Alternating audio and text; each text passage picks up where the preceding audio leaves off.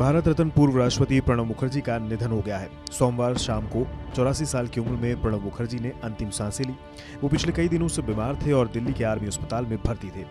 प्रणब मुखर्जी का देश की राजनीति में बड़ा योगदान रहा है। भले ही प्रणब मुखर्जी ने अर्थशास्त्र की पढ़ाई ना की हो, लेकिन वित्त मंत्री रहते हुए उन्होंने देश की अर्थव्यवस्था की गाड़ी पटरी से नहीं उतरने दी। पहली बार उन्होंने 1984 में राजीव गांधी की सरकार में भारत का वित्त मंत्री बनाया गया। उसके 25 साल बाद फिर 2009 में मनमोहन सरकार में उन्हें वित्त मंत्रालय सौंपा गया। मनमोहन सरकार में प्रणब मुखर्जी 2009 से 2012 तक भारत के वित्त मंत्री रहे। प्रणब मुखर्जी के कार्यकाल के दौरान ही साल 2010 में देश की जीडीपी ग्रोथ 8.50% दर्ज की गई थी, जो साल 2000 से 2020 के दौरान सबसे ज्यादा है।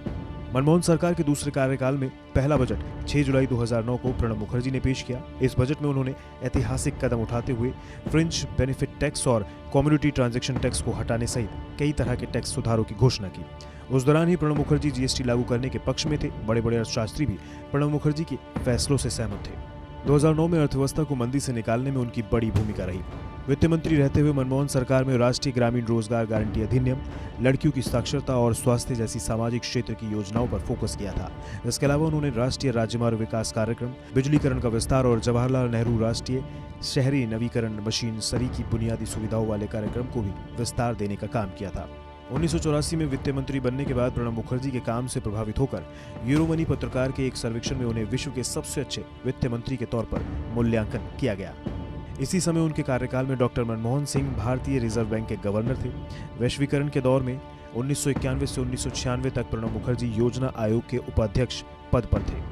प्रणब मुखर्जी अंतर्राष्ट्रीय मुद्रा कोष, विश्व बैंक, एशियाई विकास बैंक और अफ्रीकी विकास बैंक के प्रशासक बोर्ड के सदस्य भी रहे थे। साल 1984 में उन्होंने आईएमएफ और विश्व बैंक से जुड़े ग्रुप 24 की बैठक की अध्यक्षता की थी। मई और नवंबर 1995 के बीच उन्होंने सार्क मंत्री परिषद सम्मेलन की अध्यक्षता की थी।